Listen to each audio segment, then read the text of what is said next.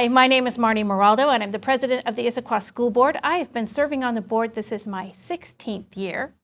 And today we wanted to start a podcast as a way of really being able to talk about kind of difficult questions, getting into a deeper dive as to the work of the board and how it impacts our community, our students, our parents, our staff, and to really kind of explain some things that might be confusing. And I'm Sydne Mullings. I've been on the school board almost 6 years now. And I love this idea of us getting together and have this conversation because we've received many questions, whether via email or through thought exchange, and even some of our listening sessions. So we thought we'd take this opportunity to share with the broader community some of our answers. And I think where we want to start is with what is a school board? What is its responsibility? So our real responsibility is to the community. And that work is a deep dive. We're volunteers. We're elected by the community. So we truly do represent the people within our community. And effective board governance is really important. We are there to take a look at the finances of the agency or of the district. We are taking a look at how student outcomes, how students are doing, what the opportunities we are to provide students. And that's really to ensure that we're building the education system that our community expects. So we really look at that effective governance. And the really important part is how your money is spent. We recognize this is not the district's money. This is taxpayers giving their money to provide a service. And so we really need to be judicious about how that's spent. That's awesome. And I think it's really important for us to also share how do we learn how to be school board directors, because we are volunteers. We do get elected and then we show up like I did 6 years ago. And so one of the things I think is important to know is that there is an association, the Washington State School Directors Association, or WASDA, that's there to support and to guide school boards and individual school directors. They provide professional development that we all participate in. And one of the things that WASDA has is a framework for effective school boards. So it's a research-backed framework, and it indicates there's a strong relationship between the effectiveness of the school board and with student outcomes. So we as a board are very serious about our professional development. We spend a significant amount of time both learning from WASDA and WASDA resources, but also our peer boards and board directors around the state. And that's part of how we learn how to do exactly what Marnie just explained. How do we look at the organization? How do we govern? And how do we make sure we're getting to the best outcomes for kids? Right. I think it's really important for us to get the professional development we need. Just like we provide to our teachers so that they can be better at their jobs, we need that same professional development. I think of all the people in education, we are probably the least experienced. So it is really imperative that we do that. And that is something I think the Issaquah School Board has done really well, is that we engage with the learning that is necessary for us to really run the district appropriately. We get a lot of questions around school funding. Where do the dollars come from and where do they go to? So I think it's good if we spend a little time on that topic today. It's super important for us to cover. At a high level, we get the majority of our funding from the state. That's about 68% of the dollars that come into the school. Next is the federal government, which is just under 3%. And then the rest, right about 30%, needs to be in local levies in order to cover the operations of the school district. When we talk about buildings and infrastructure, that's a different topic. And I know Marnie will ask Marnie to get into that in a second. But there are multiple sources for funds in the district, and we look to all those. So maybe explain a little bit about the difference between bonds and levies. I think a lot of times the easiest way to think about bonds and levies is levies are for learning and bonds are for building. We've said that for years. As kind of a way to define what is the purpose of each. So levies are collected, usually it's a 4-year levy. So over 4 years, we'll determine each year how much money we need to collect. And that is immediately budgeted for that school year to be used for student learning. Bonds are actually a request for debt. So we'll usually do a bond, it historically has been around 20 years. So what we do is we ask the voters whether or not we can do a bond for a pretty large amount. And then we sell those bonds immediately so we have cash for construction.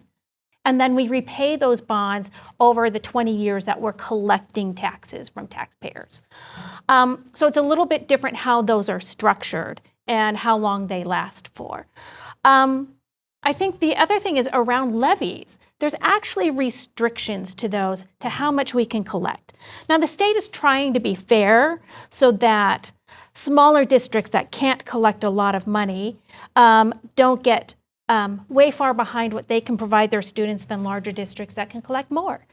So the state allows us to collect approximately $3,200 per student, which means for 2025, voters okayed for us to collect $67 million in levies for the year.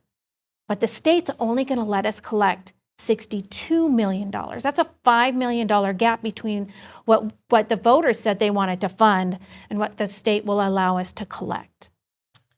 Yeah, and that's where we say it's a bit of a complicated topic. And when you think about all these revenue sources as they come in, I think a natural question is, well, where do we fall in across the range of districts in the state?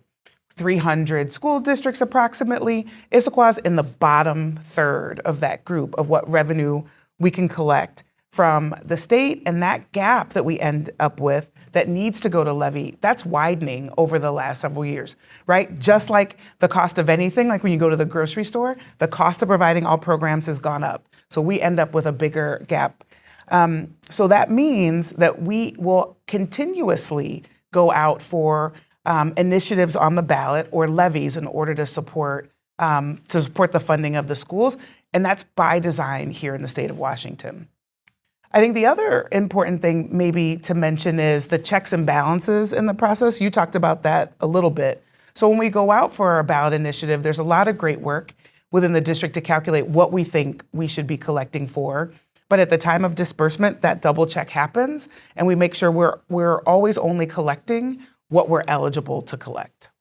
So that was about where the money comes from. The other piece to that is, where does the money go? Mm-hmm. So I'll talk a little bit about levies that come in. Again, levies are spent every year, so we have an annual budget. And we're a service organization, so we spend 85% of our funds on salaries. So we're looking at teachers and paraeducators, bus drivers, maintenance workers, food services, counselors, coaches. There's just a variety of different positions.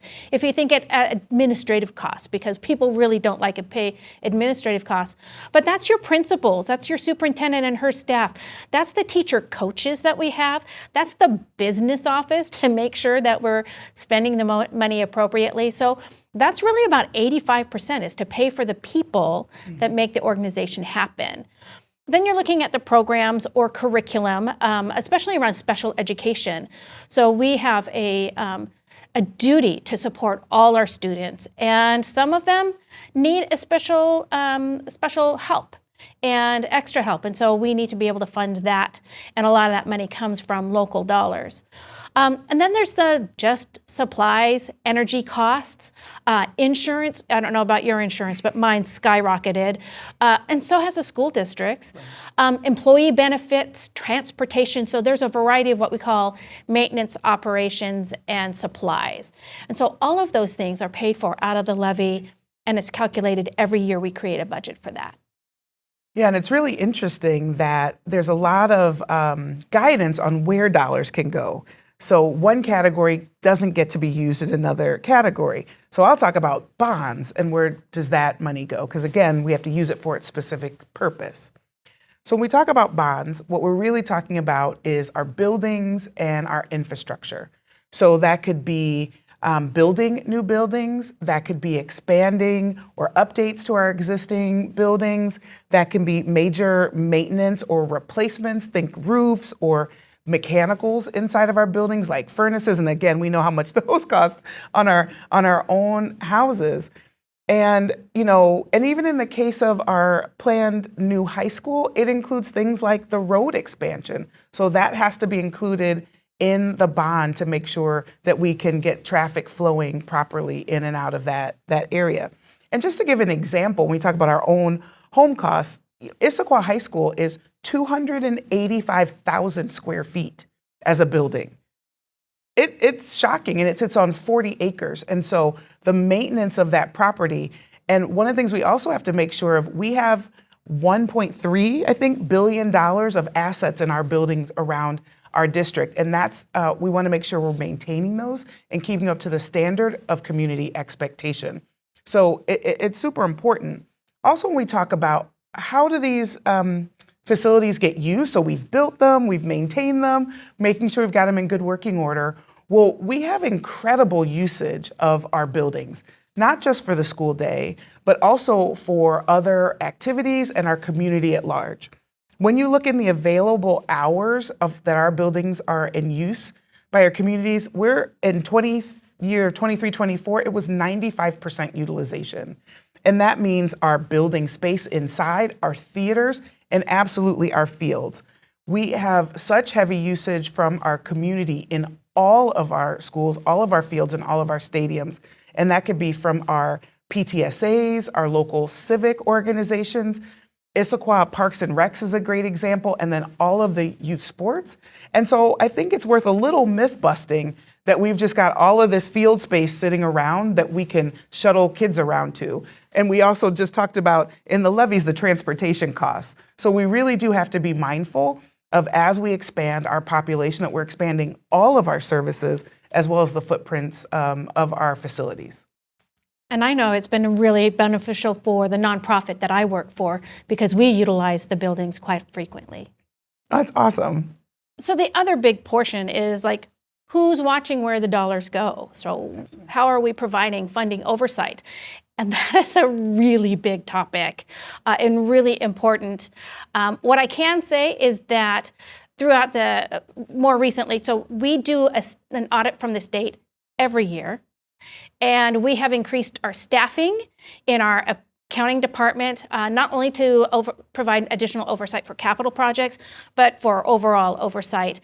And we have a new way of sharing how we're doing our capital projects cost to both the board and to the public to make it much more clear what was the original cost of a project and what did we actually spend on that. So I'm almost thinking that this needs to be a podcast on its own. I think we might be doing this a while. Yeah. We'll see. I mean, what I love about that is, for the board, transparency is key. Our goal, we meet out in public, we have all of our conversations out in public, and so transparency is super important to us. And I've been really impressed with the update to the documentation, to the websites, to do our best to share that information. So feedback on that is welcome, but I think it's been a great improvement. In addition, I think to what you'll find on the district site is really some historicals as well. So dig in, there's a lot there. But in addition to what you can find on the site, on the 21st, there will also be a session hosted in person at Cougar Mountain Middle School by the superintendent and the CFO that really will be a deep dive into the district finances. Those questions have been coming up over and over again. I'm excited for people to participate in that session and really learn more. And I think what you'll see is that the controls are in place and they're ready to share that information. And then on the 23rd, the board is hosting a town hall. It's an actual opportunity for people to ask questions. If you've ever been to a board meeting, our public input is just input and it's not a back and forth. So we're planning to do that on January 23rd at 7 p.m. in the boardroom, but it's also going to be available by Zoom. We can take questions by Zoom. So we're really excited about that opportunity to engage with the community. So I think that in closing, I think you're going to be able to hear from us a lot more. I think this has been good, a way of being able to deep dive into some of these issues that people have questions. And no real way, they can maybe try to do a search on the website, but I think for us to be able to really look at what are your questions, and then how can we answer those questions for you. So I'm excited. I don't know about you. I think it's going to be great. Stay tuned.